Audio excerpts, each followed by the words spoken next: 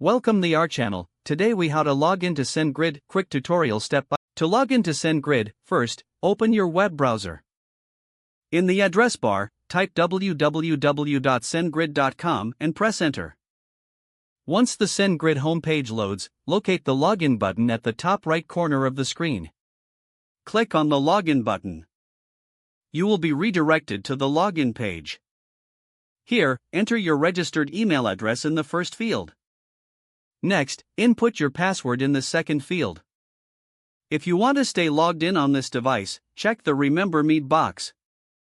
Once you've filled in your credentials, click on the Login button to proceed. If your details are correct, you will be taken to your SendGrid dashboard. If you forget your password, click on the Forgot Your Password link. Follow the prompts to reset your password. After resetting, return to the login page and re-enter your credentials. You should now have access to your SendGrid account. If the page does not load, refresh the browser or try again in a private or incognito window.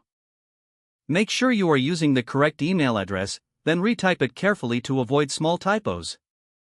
If your password is not accepted, use the reset option and create a new strong password you can remember. Check your spam folder for verification or security emails, then complete any requested confirmation steps. Enable two-factor authentication if available to improve account security and reduce unauthorized access risk.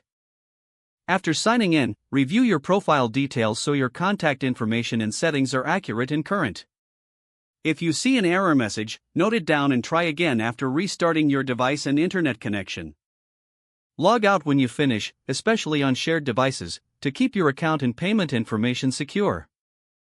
If the page does not load, refresh the browser or try again in a private or incognito window.